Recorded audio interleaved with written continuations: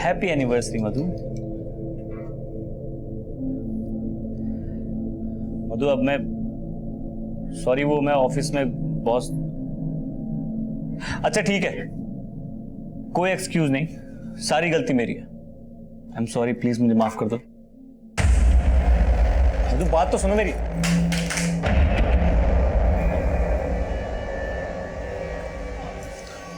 मधु मधु नहीं, मधु नहीं, प्लीज देखो ऐसा मत करो, आज मत उठो प्लीज। मधु आज हमारी एनिवर्सरी है, तुम्हें पता है ना हमने क्या क्या प्लान किया था। प्लीज। घड़ी देख रहे हो?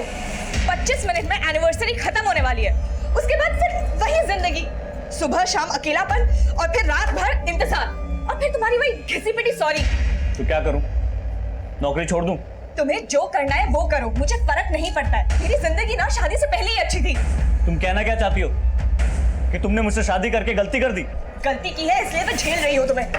झेल रही हूँ मतलब? इस घर का रेंट, हमारी फ्यूचर सेविंग, हमारे जो खर्चे हैं, इन सब को मेंटेन रखने के लिए मेहनत करता हूँ मैं। तुम्हें क्या लग रहा है मैं बाहर जाकर टाइम पास कर रहा हूँ? मुझे क्या पता। हाँ, मुझे सिर्फ इतना पता है कि ऐसे घुटने के लिए मैं अपने पेरेंट्स को छोड़ के तुम्हारे पास नहीं आई थी। और जो मैंने तुम्हारी वजह से अपने पेरेंट्स को छोड़ा है वो नहीं दिख रहा तुम्हें? सब दिख रहा है मुझे। तुम भी अपने घर वालों की तरह ना सेल्फिश हो। नमस्कार, मैं senior inspector Abhimanyu Jindal crime petrol Dastak के आज के इस एपिसोड में आप सभी का स्वागत करता हूं। आज का हमारा ये एपिसोड एक शादीशुदा जोड़े के बारे में। शुभम और मधु आम शादीशुदा जोड़े की ही तरह इनमें भी नोकझोंक होती थी, मनमुटाव होते थे। लेकिन जब मनमुटाव और नोकझोंक की आवाज तेज होने लगे और आवृत्ति फ्रीक्वेंसी बढ़ने लग जाए तो समझ लेना चाहिए कि एक दस्तक है।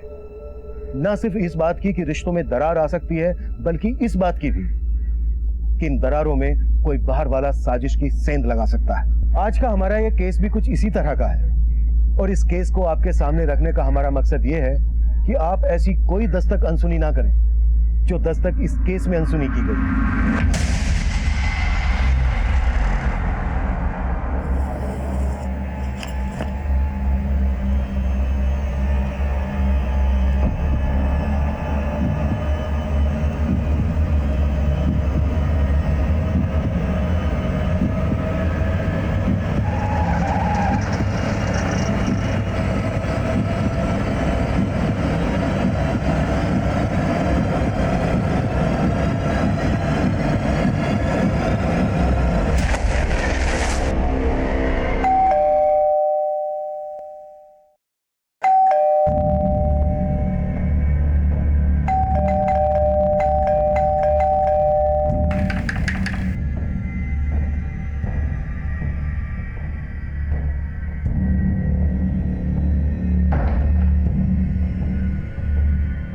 मधु,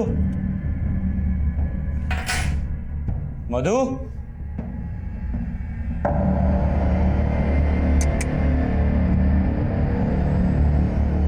हाँ चली गई है।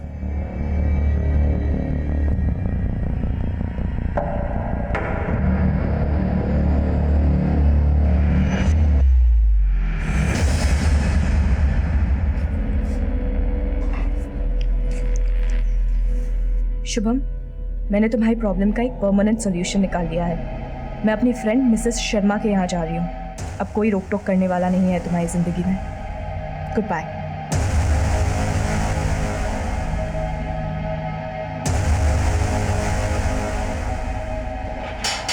आंटी, आंटी नमस्ते। क्या हुआ शुभम बेटा? आंटी वो मधु, आंटी आपका फोन मिल सकता है जरा? हाँ।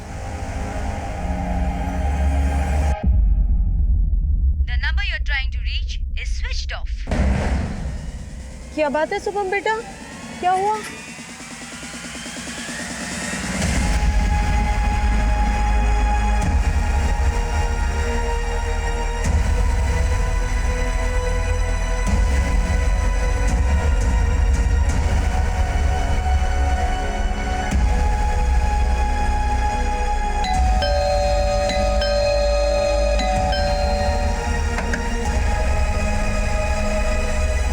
शुभम जीजू, आप इतनी रात को, सब ठीक तो है ना? हाँ सब ठीक है बंटी। वो अरे शुभम बेटा, आओ ना। मधु नहीं है तुम्हारे साथ? शुभम जीजू, आपने और मधु दीदी में फिर से कोई झगड़ा हुआ है क्या? नहीं बंटी, ऐसा कुछ नहीं हुआ। वो मधु कह रही थी कि मिसिस शर्मा उसकी काफी पुरानी फ्रेंड है, आप लोग नहीं जानते क्या? शुभम बेटा, हम किसी मिसेस शर्मा को नहीं जानते। तो फिर मधु गई कहाँ? शुभम, मैंने तुम्हारी प्रॉब्लम का एक परमानेंट सॉल्यूशन ढूंढ लिया है। मैं अपनी फ्रेंड मिसेस शर्मा के यहाँ जा रही हूँ। अब कोई रोक टोक करने वाला नहीं है तुम्हारी जिंदगी में। Goodbye. तो ये मिसेस शर्मा कौन है ये आप लोग नहीं जानते? सर, मधु के मुंह से हमने ये नाम कभी नहीं सुना, पर ये शुभम बोल रहा है। सर मैं सच कह रहा हूँ, मधु के मुंह से मैंने यही नाम सुना था, मिसिस शर्मा। तुमने मधु से इस मिसेस शर्मा का सिर्फ नाम ही सुना था, या मधु के साथ कभी इस मिसेस शर्मा से मिले भी थे? Not exactly sir, but sir 1 महीने पहले मैंने मधु को एक लेडी के साथ देखा था। मधु,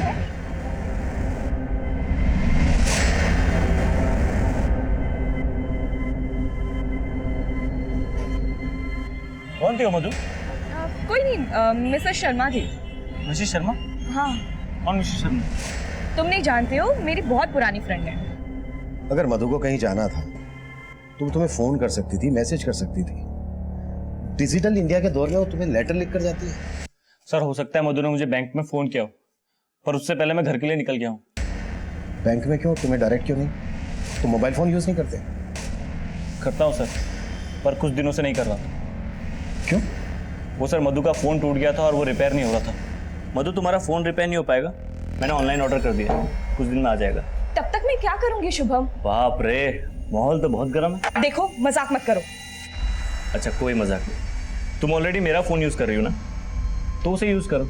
और अगर आपको लगे कि आपको मुझसे कोई बहुत जरूरी बात करनी है तो ऑफिस में कॉल कर लेना। सर मुझे बहुत फिक्र हो रही है, क्योंकि मधु अकेले नहीं, अपने साथ अपने सारे गहने लेकर गई है, ऊपर से उसका फोन बंद हो रहा है, लेटर। सर मुझे तो कुछ गड़बड़ लग रही है। शुभम, तुम्हारे और तुम्हारी पत्नी मधु के बीच रिश्ता कुछ ठीक से नहीं चल रहा है, राइट? सर लड़ाइयाँ तो मियाँ बीवी के बीच होती है, मगर सर ऐसा कुछ नहीं हुआ कि मधु मुझे छोड़ के चले जाए। लेकिन ये लेटर तो कुछ और ही इशारा कर रहा है। ऊपर से मिसेस शर्मा नाम का एक किरदार। अगर मिसेस शर्मा वाकई में कोई है तो डोंट वरी, हम ढूंढ लेंगे। सर आपको लगता है मैं झूठ बोल रहा हूँ? सर मिसेस शर्मा है, आप लोग तो कॉल रिकॉर्ड से पता लगा लेते हो ना सर, तो चेक कीजिए, शायद आपको मिसेस शर्मा का नंबर मिल जाए।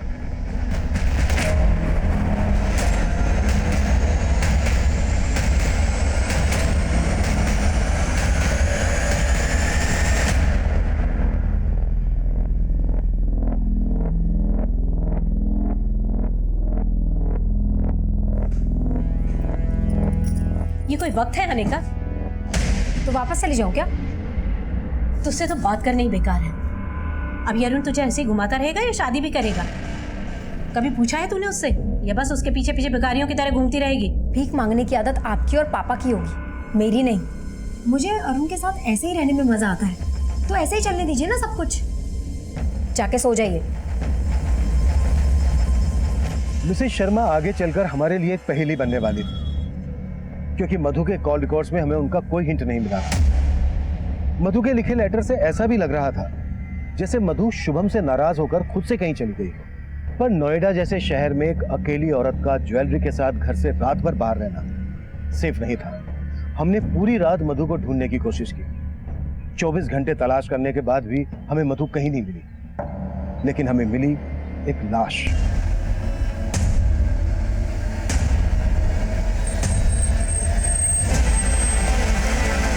पीछे हटिए, पांडे पीछे हटाओ सबको। साई सब पीछे पीछे पीछे हटिए। पीछे हो, पीछे लो। पांडे पीछे हो। देखो आसपास कुछ मिलता है क्या? सर गीता हटो, बॉडी बाहर निकालो।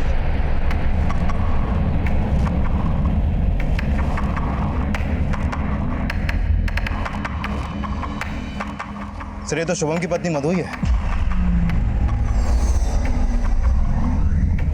लगता है गला घोटा गया। सर, नाले के पास और सूटकेस में कुछ नहीं मिला। सर यहाँ तो दूर दूर तक कोई सीसीटीवी मिलने के चांसेस नहीं है। मिश्रा, सब कुछ प्लान लग रहा है। सोचा होगा कि बॉडी नाले में डूब जाएगी और हम मधु की तलाश में किसी मिसेस शर्मा को ढूंढते रहेंगे।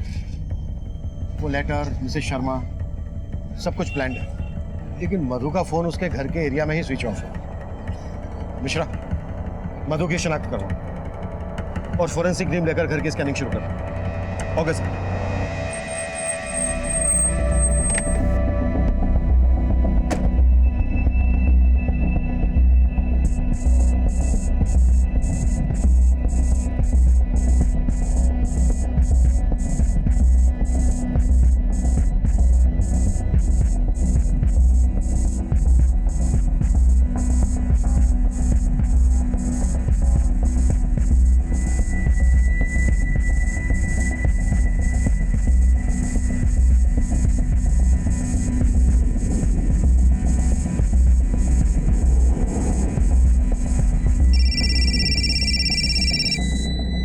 सर, शुभम के घर से ऐसा कोई क्लू नहीं मिला है जिससे साफ हो कि मधु का मर्डर उसी के घर में हुआ था। शुभम के घर वालों की कुंडलियां निकालो और पिछले दिनों की शुभम की एक्टिविटीज भी पता करो। Okay sir. सर, एक स्त्री वाले का कहना है जिस रात मधु का मर्डर हुआ शाम उससे मिलने एक औरत आई थी।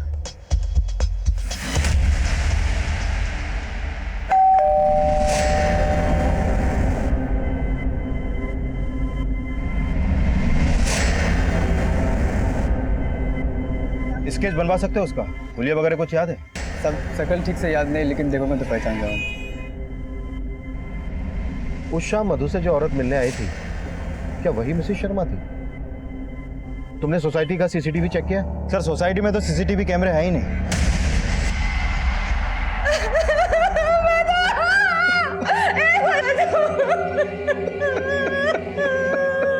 देखिए, हमें मधु की बॉडी इस सूटकेस में मिली। आप लोग पहचानते हैं इसे, बता सकते हैं ये किसका है? ये तो हमारी बेटी मधु का है सर। जब इसे विदा किया था तो वो उसे साथ ले गई थी। अब इसे मैं उसकी लाश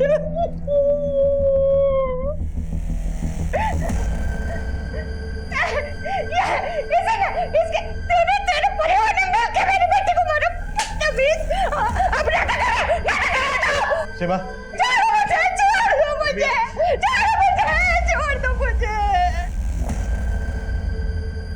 शुभम के पेरेंट्स मधु को पसंद नहीं करते थे। वो लोग उस पर दहेज के लिए दबाव डाल रहे थे। दहेज के लिए? मधु और शुभम की तो लव मैरिज हुई थी ना? हाँ सर।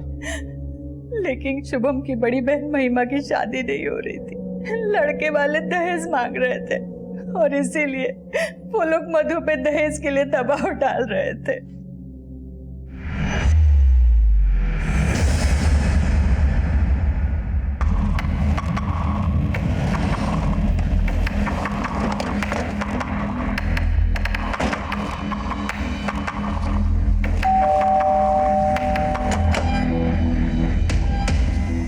आप शुभम के पिता हैं? जी हाँ। और आप शुभम की माँ? जी। आप दोनों को हमारे साथ थाने चलना होगा।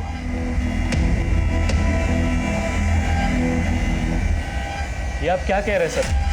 मैं क्यों मारूंगा मधु को? सर मुझसे प्यार करता था, हमारी लव मैरिज हुई थी। सॉरी सॉरी सॉरी मधु, सॉरी मैं लेट हो गया, सॉरी। क्या सॉरी? कितनी देर लगा दी तुमने? सॉरी बाबा, बैंक में इतना काम पड़ गया था ना। पर क्या है, तुम आदत डाल लो। एक तो मेरा काम ऐसा है और शादी के बाद भी तो तुमको मैनेज करना है। शादी? हाँ शादी। अब पहले डेटिंग साइट पे मिले, अब कैफे में मिलने लगे हैं। वो बात तो आगे बढ़ानी पड़ेगी ना। शादी करोगे मुझसे? मधु क्यों मना करती? उसने और उसके माँ बाप ने तो कभी सोचा भी नहीं था कि उन्हें इतना अच्छा लड़का मिलेगा इंटरनेट से, वो भी बिना दहेज के। और यही बात आपको चुभ रही थी, इसलिए दहेज का दबाव डालना शुरू कर दिया आप लोगों ने मधु के माँ बाप पर, है ना? सर, हम कोई दबाव नहीं डाल रहे थे। हम तो सिर्फ संबंधी होने के नाते हमने उनसे 2 लाख रुपयों की मदद मांगी थी, बस। 2 लाख? मधु बेटा, महिमा की जिंदगी का सवाल है। तू अपने मायके से 2 लाख रुपए की बात करेगी ना? बड़ी बहन कुंवारी बैठी रहे, ऐसा अच्छा लगता है क्या भला? सर, मदद तो बहुत दूर की बात, मधु के परिवार वालों ने तो मधु को ऐसी पट्टी पढ़ाई कि उसने तो हमारा घर ही तोड़ दिया। वो तो हमारे बेटे को ही लेकर चली गई। सर 2 लाख की डिमांड ना पूरी करने की वजह से मेरे पेरेंट्स उखड़े हुए रहने लगे थे मधु से। मधु देखो, माँ की बात का बुरा नहीं मानते।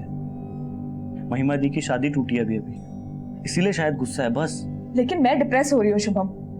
अब ये रोज रोज के ताने मुझसे नहीं सुने जाते हैं। तुम तो ऑफिस चले जाते हो और फिर बर्दाश्त मुझे करना पड़ता है। सर मैंने शुभम की फैमिली के हर मेंबर के कॉल रिकॉर्ड्स निकलवाने के लिए बोल दिए। वैसे सर शुभम की तरह उसकी फैमिली भी कहानी बनाने में एक्सपर्ट लगती है। इस कहानी का दी एंड हम देखेंगे। सबके कुलियां निकलवाओ और सबके हैंड राइटिंग सैंपल भी कलेक्ट करो। Okay sir. चलिए लिखिए इसमें जो मैं कह रहा हूं, लिखिए।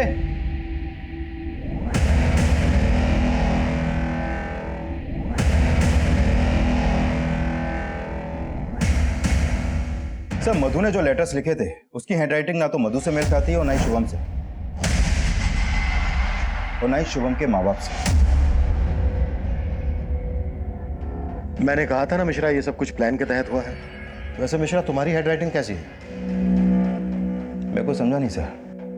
रिलैक्स, मजाक कर रहा हूं। हो सकता है शुभम ने ये काम किसी और से करवाया हो। लेकिन सर मैंने बैंक के वॉचमैन और शुभम के कलीग से बात की। वो उस शाम अपने ऑफिस में ही था और रोजाना की तरह अपने टाइम पर ऑफिस से निकला। मुझे शुभम की सुनाई हर कहानी झूठी लग रही है। सर दहेज शुभम को नहीं, उसके माँ बाप को चाहिए था। तो हो सकता है ये कांड उसके माँ बाप ने किसी के थ्रू करवाया, या ये भी हो सकता है कि शुभम और उसके माँ बाप इन सब ने मिलकर यह कांड किया हो।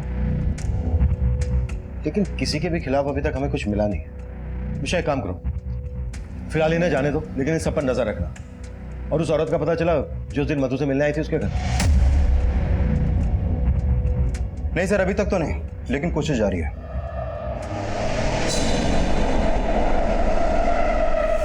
पुलिस तो हमारे पीछे ही पड़ी हुई है। कभी सोचा ना था कि इस उम्र में ये जिल्लत सहनी पड़ेगी, वो भी तुम्हारी पत्नी की वजह से। पापा वो नहीं रही, अब तो उसे कोसना बंद करो। अरे वो तो छोड़ गई, लेकिन जाते आते तो हमें ऐसे फंसा के गई ना। पता नहीं कौन सा पाप किया था जो ऐसी बहू मिली।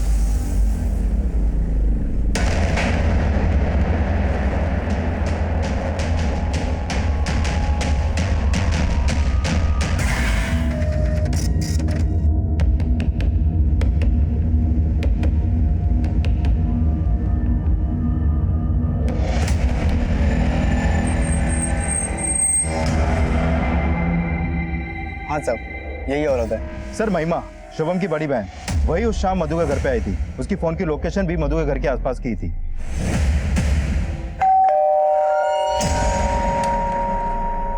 अरे महिमा दी, आज मेरी याद कैसे आ गई? बस तेरी याद आई तो मिलने आ गई। आइए अंदर आइए। याद आ गई? अच्छा, बड़ी अटपटी फैमिली है।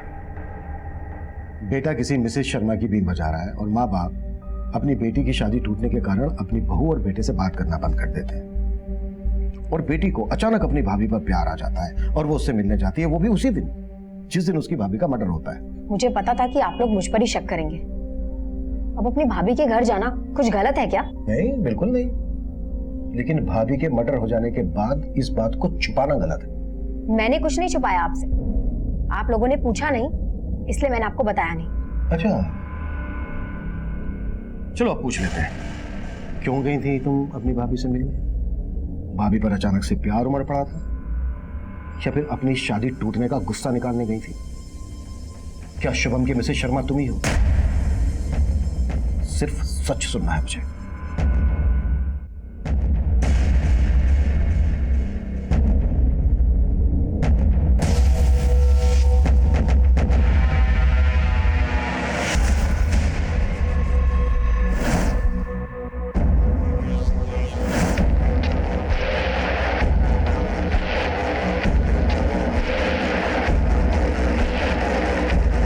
शर्मा, मिसेस शर्मा, कहाँ थी आप इतने दिनों से? आपको इतने दिनों से ढूंढ रहा हूँ मैं। आपको कोई गलत नहीं भाई साहब, मैं कोई मिसेस शर्मा नहीं हूँ। देखो ज्यादा बनो मत। मधु तुम्हारे घर गई थी ना, मैं जानता हूँ सब। आप तुमने ही मारा मेरी मधु को। ये साड़ी मधु की है, मैं जानता हूँ। साड़ी छोड़ो, ये क्या कर रहे हो भाई साहब? देखिए भाई साहब मेरी बात सुनो। भाई साहब मेरी बात सुनो। भाई साहब, अरे भाई साहब मेरी बात सुनो। वो मेरी बीवी को मार के गई है। भाई साहब रुको, रुको, रुको। कहाँ गई? कहाँ गई वो?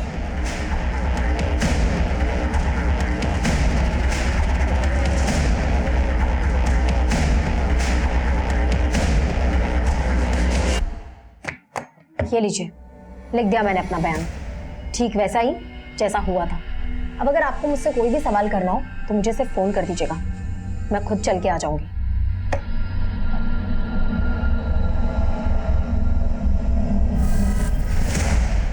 अगर तो भरी पड़ी है मैडम में, शायद गुस्सा भी इसी तरह से भरा पड़ा हो। बड़ी बहन होने के बावजूद छोटे भाई की शादी पहले हो गई और उसकी वाइफ दहेज लेकर भी नहीं आई, जो मैडम की शादी में काम आ सकता था, जिसकी वजह से मैडम की शादी टूट गई।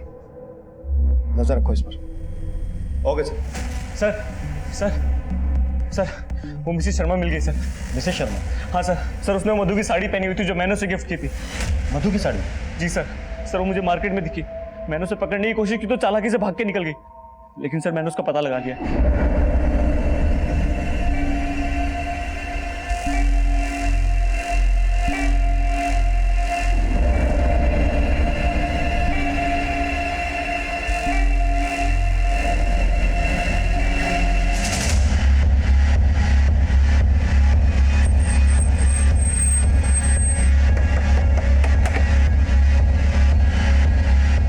सर यही है। सर मैं कोई मिसेस शर्मा नहीं हूँ, मेरा नाम सुनीता अग्रवाल है और ना ही मैं किसी मधु को जानती हूँ। सर ये आदमी झूठ बोल रहा है। सर मधु की साड़ी पहनी हुई, इसने गहने भी इसी घर में होंगे। सर इसी ने मारा मधु को, मुझे पता है। सर झूठ बोल रही है। सर मैंने किसी को नहीं मारा सर, इसने सरेआम मेरा पल्लू खींचा, वो तो मैंने गलती की जो पुलिस को नहीं बुलाया सर। सर झूठ बोल रहे सर ये। देखिए Mrs Sharma, I mean Mrs Agrawal, अगर आप हमसे कुछ छुपा रही हैं तो... सर मैं कुछ नहीं छुपा रही हूँ सर, ये साड़ी तो मुझे मेरे हस्बैंड ने गिफ्ट की थी। अब इनकी बीवी के पास भी वैसी ही साड़ी है तो क्या मैं कातिल हो गई? पांडे सर, पर्चा भरवाना। सर कैसा पर्चा? सुनीता के खिलाफ हमें कुछ नहीं मिला था और शुभम का उस पर शक करना हमें यह सोचने पर मजबूर कर रहा था कि वो मिसेस शर्मा को सच साबित करने के लिए इस तरह के नाटक कर रहा था। मधु की मिसिंग ज्वेलरी की तस्वीरों को हमने शहर के सभी ज्वेलरी शॉप, चोर बाजार और खबरों में सर्कुलेट किया, लेकिन अब तक हमें वहां से भी कोई लीड नहीं मिली थी। इस बीच महिमा एक स्ट्रॉन्ग सस्पेक्ट बनकर हमारे सामने आई। साथ ही हमें यह भी लग रहा था कि मधु का मर्डर करके उसकी बॉडी को सूटकेस में डालकर ले जाना, डंप करना एक अकेली औरत के लिए बहुत ही मुश्किल काम था। इसलिए हमने उसके पिता नरेंद्र की उस शाम की एक्टिविटीज का पता लगाने का सोचा और हमें एक लीड मिली भी, जो महिमा की कहानी का एक नया ट्विस्ट था। शुभम की बहन महिमा के कॉल रिकॉर्ड में एक नंबर मिला है और ये नंबर मर्डर वाली रात मधु के घर वाली एरिया में ही एक्टिव था। किसका नंबर है? सर ये नंबर अरुण का है। महिमा की अरुण से सगाई हुई थी जो टूट गई, लेकिन सगाई टूटने के बाद भी महिमा अरुण को डेट कर रही थी और सर मर्डर वाली रात ये दोनों ही देर रात तक साथ में थे। मतलब सगाई टूटी लेकिन रिश्ता नहीं टूटा। क्या ये भी मधु और शुभम की तरह लव कम अरेंज मैरिज करने वाले थे? सर लड़का तो महिमा के पेरेंट्स ने ही ढूंढा था, सगाई टूट गई लेकिन दोनों की जोड़ी नहीं टूटी। कहीं ऐसा तो नहीं है कि इसी जोड़ी ने शुभम और मधु की जोड़ी को तोड़ा हो? अरुण देख, तू मेरे साथ था, ये पुलिस को पता चल सकता है, बात भी बढ़ सकती है। तुझे मैंने बोला था ना कि वहां लेके मत जा मुझे, अब फंसा दी ना तूने मुझे। फंस तो मैं गई हूँ तेरे माँ बाप के लालच के चक्कर में। अगर बिना दहेज के शादी कर लेता तो ये सब नौबत ही नहीं आती थी ना। अब तू मेरे माँ बाप को जानती है कि दहेज उन्हें उनका हक लगता है। सुन, एक कॉल आ रहा है, मैं बाद में बात करता हूँ। हेलो, अरुण बोल रहा है। जी आप कौन? सर मैं मानता हूँ महिमा के साथ उस दिन मैं वहाँ पे गया था, लेकिन घर में नहीं गया था। तो तू बोल रहा है कि मधु का मर्डर महिमा ने किया? तूने बस मधु की बॉडी को डंप करने में महिमा की हेल्प की? नहीं सर। तेरी तो सगाई टूट गई थी ना महिमा से, फिर भी तू उसके साथ? सर माना हमारी सगाई टूट गई है, लेकिन मैं उससे प्यार करता हूँ। तू उस दिन देर रात तक महिमा के साथ था, मधु की वजह से तुम दोनों की सगाई टूटी। तुम दोनों उस दिन मधु से बदला लेने गए थे ना इस बात का? सर मैं मानता हूँ महिमा के साथ देर रात तक था वहाँ पे, लेकिन ना महिमा ने कुछ किया ना मैंने। अगर कुछ नहीं किया है तो फिर अचानक से महिमा को अपनी भाभी से मिलने की क्यों सोची? सर वो मुझे नहीं मालूम। लाइट में देख जरा, ऊपर देख, और थोड़ा सा। सर वो महिमा मेरे पेरेंट्स के दहेज का जुगाड़ करने के लिए अपने भाभी से गहने मांगने गई थी और हमारा प्लान था कि एक बार शादी हो जाए तो मधु भाभी को उनके गहने लौटा देंगे और मैं अपने पेरेंट्स को बोल दूंगा कि गहने कहीं खो गए। गुड, एक तमाचे से एकदम तोता बन गया तो। अब ये बोल गहने कहाँ हैं? सर वो गहने तो महिमा को उन्होंने दिए ही नहीं। अरुण चलो यहाँ से। मानी तेरी भाभी? अरे उन्होंने तो कसम खा रखी है ना मानने की। चलो यहाँ से जाते हैं। मतलब मधु ने महिमा को अपने गहने देने से मना कर दिया तो महिमा को गुस्सा आया और वो मधु का मर्डर करके ही घर से बाहर आई। सर मुझे नहीं मालूम कि महिमा और भाभी के बीच क्या हुआ था, लेकिन महिमा रात 12 बजे तक मेरे साथ थी। मिश्रा, ये भी कहानी बनाने में एक्सपर्ट है। राइट देख जरा। नहीं सर, और मत मार सर, मैं जो बोल रहा हूँ सच बोल रहा हूँ, मैं कहानी नहीं बना रहा सर। सर जो सच था मैंने आपको बता दिया। सर प्लीज सर छोड़ दो सर, जाने दो सर। ठीक है जा, लेकिन शहर छोड़कर तो कहीं नहीं जाएगा, और अगर तेरी एक भी बात छूट निकली तो तेरा मंडप सीधा जेल में सजेगा। पांडे सर, पर्चा भरवा लो इससे।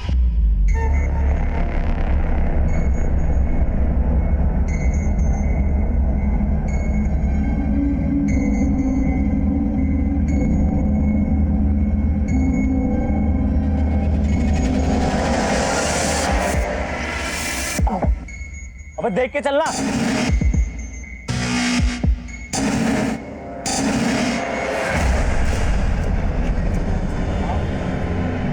क्या हो भाई? क्या हो भाई?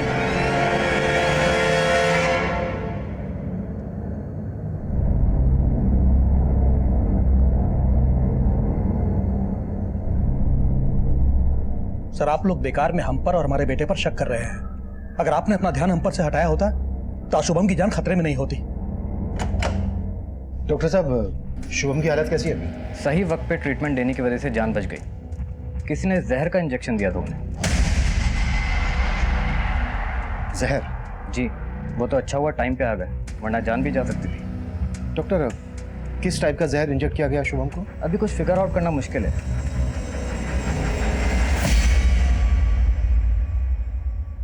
सर मार्केट की सभी सीसीटीवी फुटेज चेक की, लेकिन किसी में भी इस बंदे की शक्ल नहीं दिखाई दी।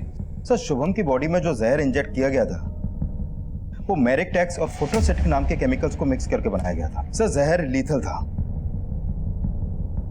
मुझे याद है कुछ दिनों पहले इसी एरिया में एक इंजेक्शन गैंग एक्टिव था जो लोगों को सुइयां चुभाकर उनका ध्यान भटकाकर उन्हें लूट लेता था। लेकिन सर ऐसी वारदातों में कोई जहर इंजेक्ट नहीं किया गया था। ये भी तो हो सकता है कि इंजेक्शन गैंग से जुड़े किसी आदमी को शुभम को मारने की सुपारी दी गई हो। एक काम करो मिश्रा, इस गैंग से जुड़े हर आदमी को राउंड अप करो और शुभम के बैंक कलीग की भी क्वेश्चनिंग करो। हो सकता है ये प्रोफेसर रायवर्ली का केस, हर एंगल इन्वेस्टिगेट करो। Okay sir. शुभम और मधु से जुड़े हर इंसान को हम खंगाल रहे थे और आखिरकार 3 दिन बाद शुभम को होश आया। नहीं सर, मुझे नहीं याद किसने मुझे इंजेक्ट करने की कोशिश की, लेकिन सर एक बार पहले भी मुझ पर मधु पे एक आदमी ने इंजेक्शन से अटैक करने की कोशिश की थी। और ये बात तुमने हमें पहले क्यों नहीं बताई? काफ़ी पुरानी बात है सर। मैं और मधु हमारी फर्स्ट एनिवर्सरी पे डिनर के लिए जा रहे थे।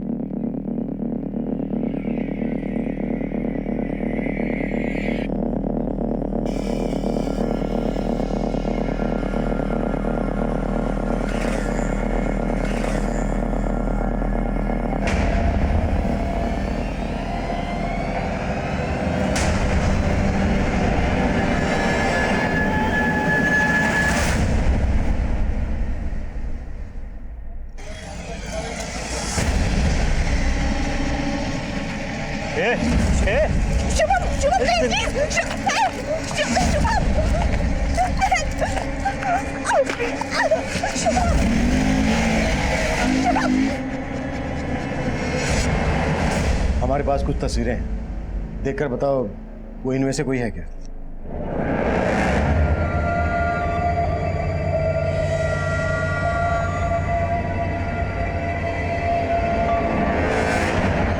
नहीं सर।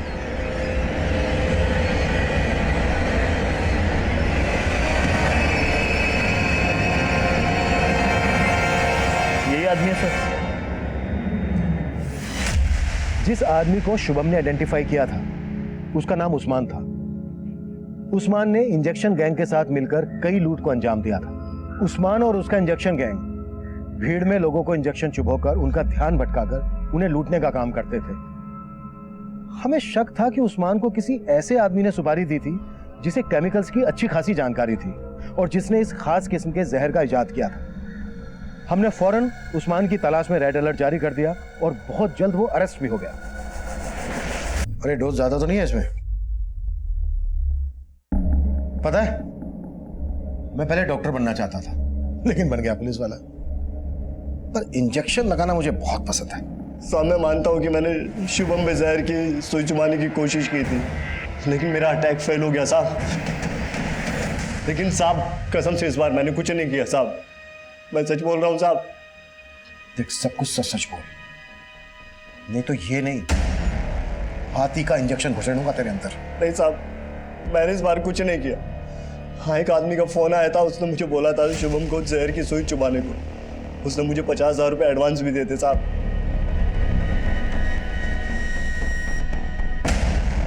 कौन था वो आदमी? नाम नहीं पता साहब। उस आदमी को कहीं से मेरा नंबर मिला था, उसने फोन करके मिलने के लिए बोला और सुपारी दी, लेकिन मेरा अटैक फेल हो गया साहब, तो मैंने उसका फोन उठाना बंद कर दिया। नंबर बोलो उसका। याद नहीं है साहब, पुराने फोन में था और वो तो मैंने फेंक दिया ताकि आप मुझ तक ना पहुंच सके। हुलिया तो याद होगा ना उसका तुझे, या फिर उसका हुलिया याद दिलाने के लिए पहले तेरा हुलिया बिगाड़े? थोड़ा थोड़ा याद है साहब बस।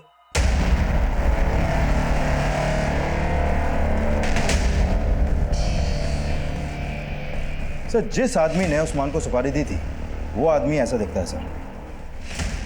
और ये मधु को नुकसान नहीं पहुंचाना चाहता था। कहीं ये मधु का आशिक तो नहीं था?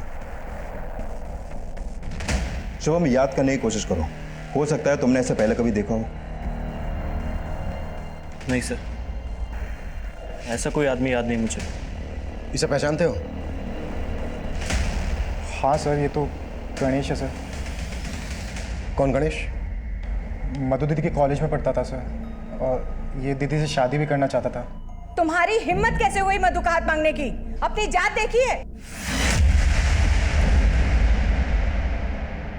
मधु गणेश से प्यार करती थी और उसने लव मैरिज की शुभम के साथ। हाँ सर, शुभम हमारी जात वाला था, लेकिन गणेश अलग जाति का था। कहाँ मिलेगा ये गणेश?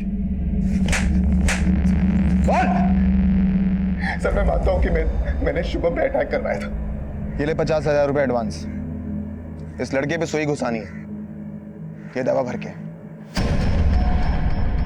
ठीक है। लेकिन सर मैंने मधु के साथ कुछ भी नहीं किया। मैं तो प्यार करता था मधु से, पर कास्ट अलग होने की वजह से उसके पेरेंट्स नहीं माने। मैंने तो मधु से कहा कि हम भाग के शादी कर लेते, पर उसने कहा कि वो अपने पेरेंट्स को मना लेगी, लेकिन ऐसा कुछ भी नहीं हुआ। फिर मेरे पेरेंट्स ने मेरी शादी अदिति के साथ करवा दी। तूने अदिति से शादी कर दी, मधु ने शुभम से शादी कर दी। तो शुभम पर अटैक करवाने का मकसद क्या था तेरा? सर वो मकसद भी मुझे मधु ने दिया था। मधु ने? साफ साफ बोल, कहना क्या चाह रहा है तू?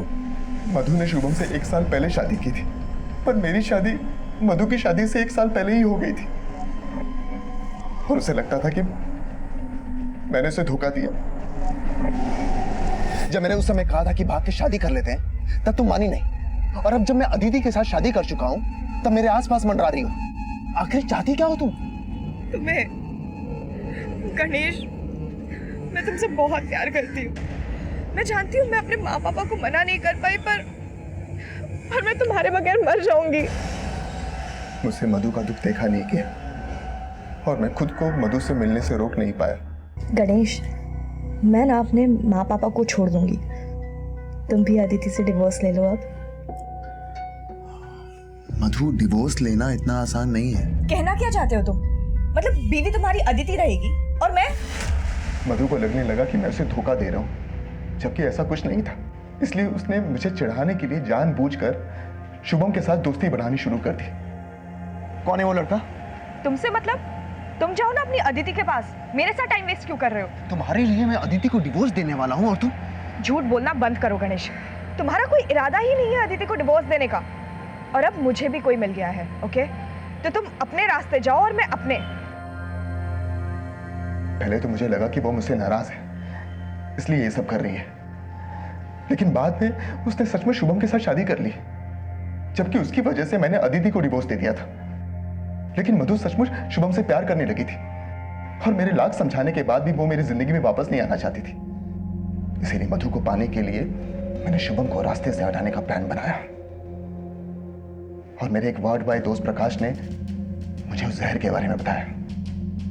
आवश्यकता आविष्कार की जननी है, और जो तबाह करने की ठान ले वो फूलों को भी हथियार बना सकते हैं। जैसे तू मोहब्बत करके शायर बन गया, वैसे मैं हॉस्पिटल में नौकरी करते करते डॉक्टर बन गया। ये तो केमिकल एक सिरिंज में डालकर किसी की बॉडी में इंजेक्ट किया जाए तो 10 मिनट में खेल खत्म। फिर मैंने उस्मान को शुभम की सुपारी दी, पर शुभम बच गया, लेकिन मधु नहीं बची। बदला लेने के लिए तूने मधु को भी... नहीं सर, नहीं सर, मैंने मधु के साथ कुछ भी नहीं किया सर। वो शुभम आपको गुमराह करने की कोशिश कर रहा है सर। उसी ने मारा है मधु को, उसी ने मर्डर किया मधु का। हमने जहर देने वाले प्रकाश को भी अरेस्ट कर लिया था, लेकिन गणेश ने अपना एक ही जुर्म कबूला कि उसने शुभम पर अटैक करवाया था। मधु के मर्डर से वो साफ साफ इनकार कर रहा था। इस केस में अभी कई राज खुलने बाकी थे, हमसे कहीं तो चूक हो रही थी। सर, मधु को मारने का महिमा का मोटिव भी स्ट्रांग है। महिमा की अरुण से सगाई टूट गई क्योंकि मधु अपने घर से दहेज नहीं ला पाई, और मधु को मिलने वाली आखिरी शख्स भी महिमा ही थी सर। लेकिन महिमा के खिलाफ हमें कुछ नहीं मिला। मिश्रा, एक आदमी हमसे और छुप रहा है। कौन? गणेश की एक्स वाइफ अदिति। गणेश ने मधु की वजह से अदिति को छोड़ा, तो इस हिसाब से मधु अदिति की दुश्मन हुई। और वो कहते हैं ना, एक ठुकराई हुई औरत का वार काफी घातक होता है। बोलो सर, मुझे यहाँ पे क्यों बुलाया गया? क्योंकि तुमने अपने एक्स हस्बैंड की एक्स गर्लफ्रेंड का मर्डर किया, इसलिए। व्हाट? इतनी भोली मत बनो। तुम्हारे फोन की लोकेशन मधु के फोन की लोकेशन से मैच करती थी। तुम्हारा फोन मधु के घर के आसपास के एरिया में एक्टिव रहता था, मिलने जाती थी ना उससे। हाँ, मैं मानती हूँ कि मैं मधु से 1-2 बार मिली हूँ, लेकिन उसके मर्डर से मेरा कोई लेन देना नहीं है। लेना देना तो है, क्योंकि उसकी वजह से ही तुम्हारे एक्स हस्बैंड ने तुम्हें छोड़ा था। हाँ, उसकी वजह से गणेश ने मुझे छोड़ा, लेकिन मैंने नहीं मारा उसे। मिलने क्यों जाती थी मधु से? गणेश के अलावा जिंदगी में और भी कोई है। तुमने कितने को फांस रखा है? अदिति, देखो मैं तुम्हारा गुस्सा समझ सकती हूँ, पर अब गणेश से मेरा कोई वास्ता नहीं है। मैं शुभम के साथ बहुत खुश हूँ, और देखो वो आ रहा है। प्लीज तुम यहाँ से चली जाओ, प्लीज। यानी जिस मिसेस शर्मा की बात शुभम कर रहा था, वो मिसेस शर्मा तुम हो? कौन मिसेस शर्मा? मैं किसी मिसेस शर्मा को नहीं जानती हूँ, और शुभम के आने से पहले मैं वहाँ से चली गई थी। लेकिन फिर मैंने सोचा, जैसे उसने मेरा घर तोड़ा है, मैं भी उसका घर तोड़ दूँ।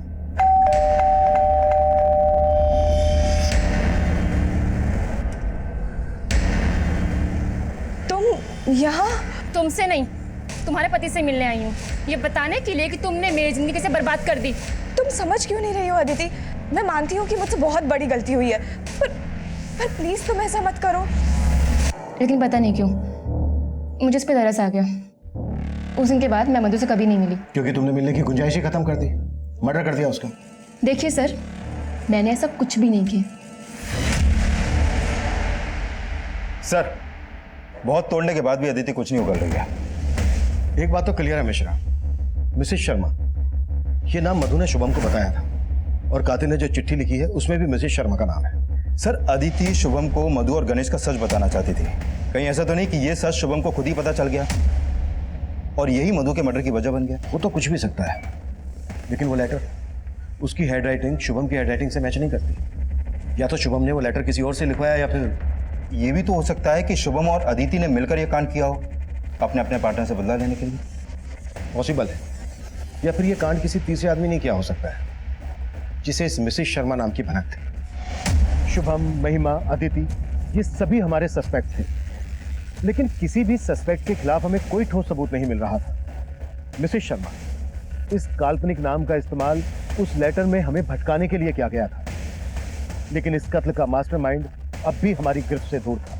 हम सभी ज्वेलरी शॉप पर नजर रखे हुए थे, लेकिन कातिल मधु की ज्वेलरी बेचने सामने आया ही नहीं। शायद वो इस केस के ठंडे होने का इंतजार कर रहा था, और हमने भी वही किया, इंतजार।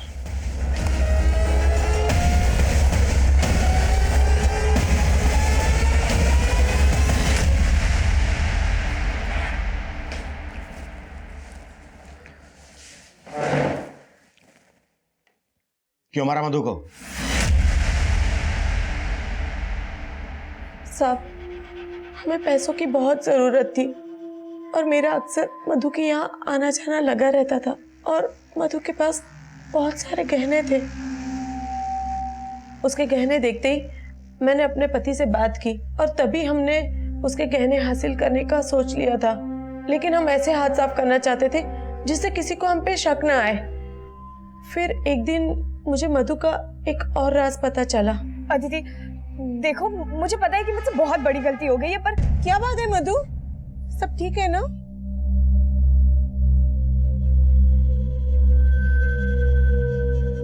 मधु ने मुझे सब कुछ बताया था। उसने मुझे ये भी बताया था कि एक दिन शुभम ने अदिति के साथ मधु को देख लिया था। तो शुभम से तुमने ये बोल दिया कि अदिति मिसेस शर्मा है? और क्या करती आंटी, जो नाम दिमाग में आया बोल दिया। कोई बात नहीं बेटा। आंटी, आप ये बात किसी को मत बताइएगा प्लीज। और हम उसके उसी राज का फायदा उठाना चाहते थे। फिर उस दिन अरे नमस्ते आंटी। बेटा, तुम्हारे पास सरदर्द की दवाई है क्या? बहुत सर में दर्द हो रहा है। जी दवा है ना, और इंस्टेंट असर के लिए कड़क चाय भी है। मैं चाय ही बना रही थी। आइए अंदर आइए।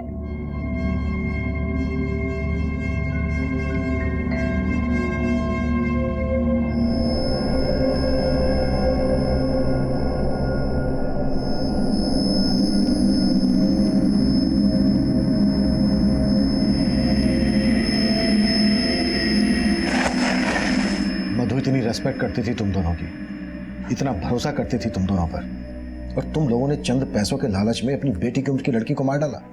ये मत सोचना कि उम्र देखकर कोई रियायत मिलेगी।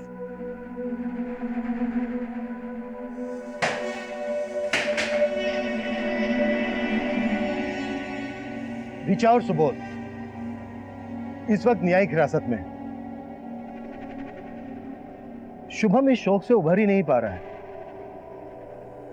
उसे यकीन ही नहीं हो पा रहा है कि मधु जिस वृद्ध जोड़े की इतनी इज्जत करती थी, उसने चंद पैसों के लिए मधु की जान ले ली। इस केस को आपको दिखाने का हमारा मकसद ये बिल्कुल नहीं है कि आप अपने आसपास के लोगों को शक की नजर से देखें, उनके साथ कुछ शेयर ना करें।